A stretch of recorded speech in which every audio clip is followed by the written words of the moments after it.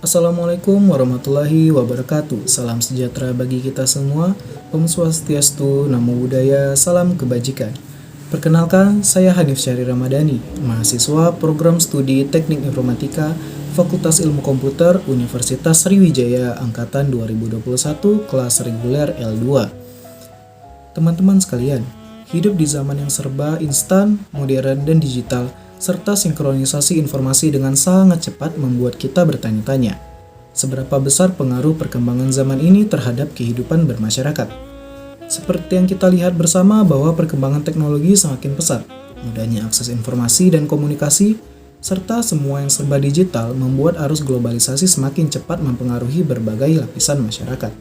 Hal ini bisa berdampak positif, namun juga bisa berdampak negatif tergantung bagaimana masyarakat tersebut menyikapi perubahan yang dibawa oleh arus globalisasi ini.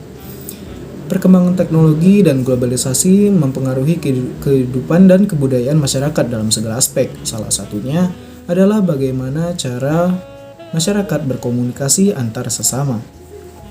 Dalam kehidupan sehari-hari, manusia tidak terlepas dari pemakaian bahasa.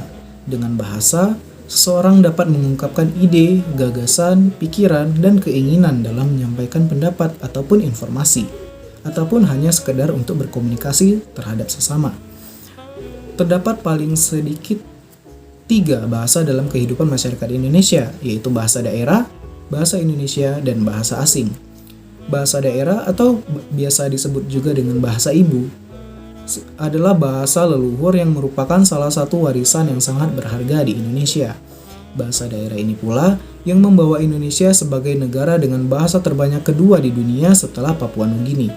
Berdasarkan penelitian untuk pemetaan bahasa di Indonesia yang dilaksanakan oleh Badan Pengembangan Bahasa dan Pembukuan Kementerian Pendidikan dan Kebudayaan yang dilakukan sejak tahun 1991 hingga 2019, bahasa daerah di Indonesia yang telah diidentifikasi dan divalidasi terdapat sebanyak 718 bahasa dari 2.560 daerah pengamatan. Ini tidak termasuk dialek dan subdialek dari bahasa-bahasa tersebut. Yang tentunya dialek dan subdialek juga membawa perbedaan. Diawali dari Ikrar Sumpah Pemuda, bahasa Indonesia mempunyai peranan yang penting terhadap perkembangan sumber daya manusia di Indonesia, terutama pada generasi muda. Lalu, seberapa besar pengaruh perkembangan ini terhadap bahasa Indonesia? Bagaimana pandangan kita terhadap bahasa Indonesia saat ini?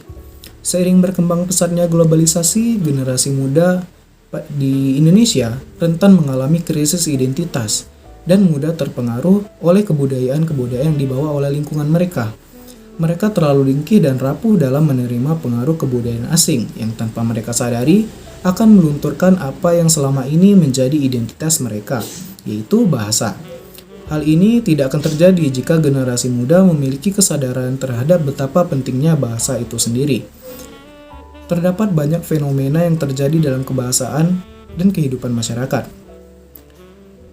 Sebagai dampak dari derasnya arus globalisasi dan digital itu sendiri, fenomena kebahasaan ini tidak hanya sekadar mempengaruhi cara berkomunikasi, akan tetapi juga mempengaruhi makna dari kata-kata atau kalimat yang diucapkan dalam berkomunikasi itu.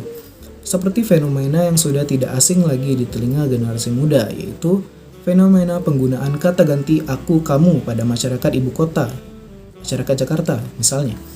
Mereka menganggap bahwa penggunaan aku kamu sebagai pronominal persona atau kata ganti orang memiliki makna pendekatan emosional yang berbeda ketimbang menggunakan kata ganti lo gue dalam percakapan sehari-hari, di mana lo gue itu termasuk dalam bahasa gaul. Mereka menganggap kata ganti aku kamu lebih cocok penggunaannya dalam hubungan yang lebih spesial, seperti sepasang kekasih atau remaja yang sedang kasmaran. Sedangkan kata ganti lo gue yang cocok digunakan dalam percakapan sehari-hari dengan lingkungan pergaulan. Kemudian ada lagi fenomena bahasa Jaksel atau fenomena bahasa Jakarta Selatan, di mana dalam bahasa ini penggunaan bahasa Indonesia dicampur dengan bahasa gaul dan bahasa Inggris. Sebagian dari mereka merasa bangga dan merasa lebih gaul jika menyelipkan bahasa asing secara sepotong-sepotong daripada menggunakan bahasa Indonesia secara utuh dalam berkomunikasi. Hal ini disebabkan karena penggunaan bahasa asing sudah menjadi standar pandangan masyarakat terhadap status sosial. Menurut Ivan Lanin, penulis buku Xenoglosophilia, Kenapa Harus Inggris, berpendapat bahwa pencampuran bahasa dilakukan sebagai usaha untuk menunjukkan tingkat intelektualitas yang lebih tinggi. Kecenderungan menyukai sesuatu yang asing bukan hanya terjadi pada bahasa, tetapi pada segala hal. Dengan bicara dicampur, mereka berusaha menunjukkan tingkat intelektualitas yang lebih tinggi, begitu pendapatnya. Adanya fenomena ini dikhawatirkan dapat menyebabkan penggunaan bahasa Indonesia yang baik dan benar semakin sedikit penuturnya. Terlebih, dalam konteks formal yang seharusnya menggunakan bahasa Indonesia yang baik dan benar. Hal ini disebabkan generasi muda lebih memilih menggunakan bahasa mereka sendiri, yaitu bahasa-bahasa gaul atau bahasa yang sudah disebutkan tadi, karena mereka rasa bahasa tersebut dapat dirasa lebih gaul dan lebih akrab ketimbang menggunakan bahasa Indonesia yang baik dan benar. Namun kita tidak dapat memandang sebelah mata mengenai pentingnya penggunaan bahasa asing, khususnya bahasa Inggris sebagai bahasa internasional.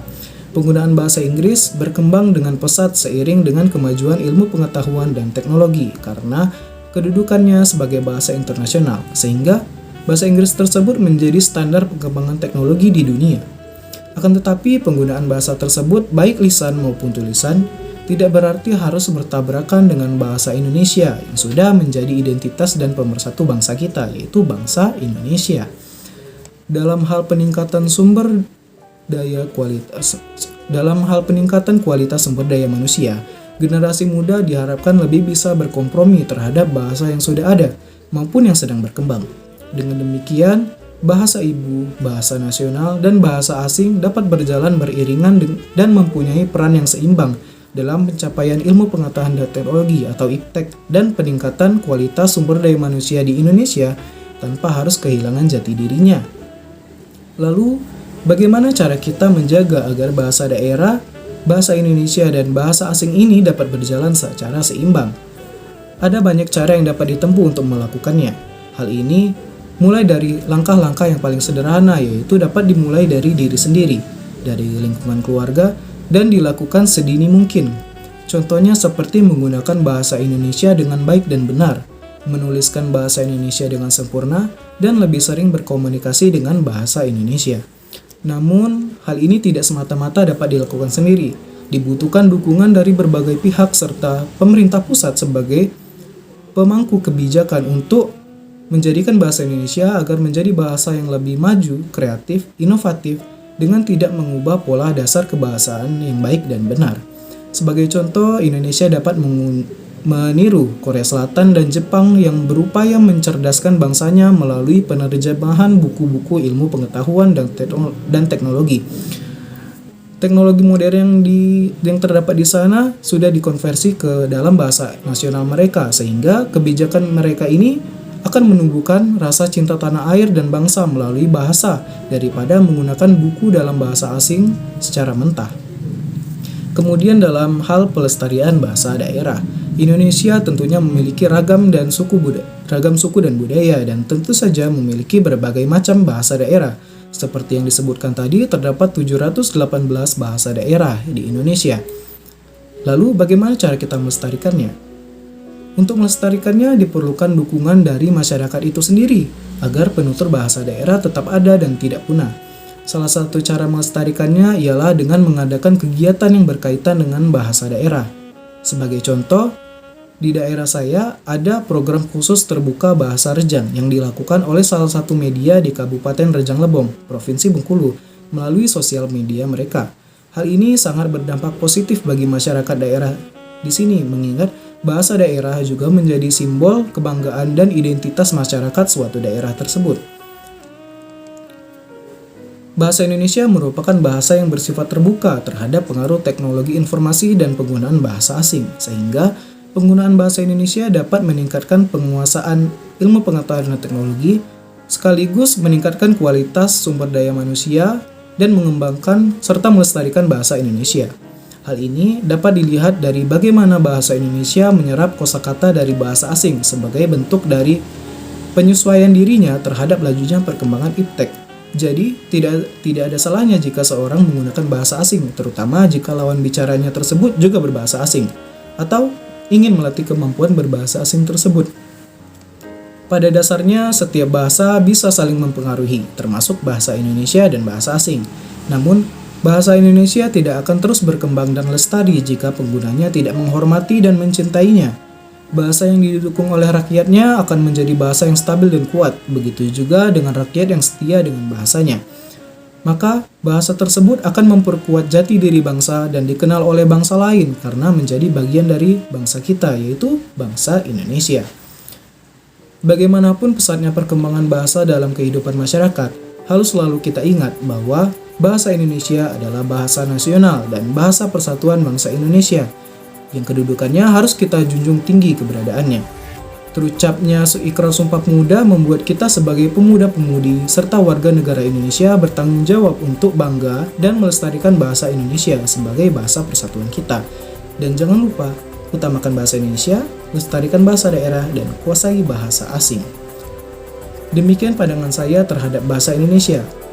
Penyampaian saya ini hanya sekadar opini pribadi. Apabila terdapat kesalahan, saya memohon maaf dan kepada Allah saya memohon ampun. Sekian dari saya, semoga apa yang saya sampaikan dapat bermanfaat.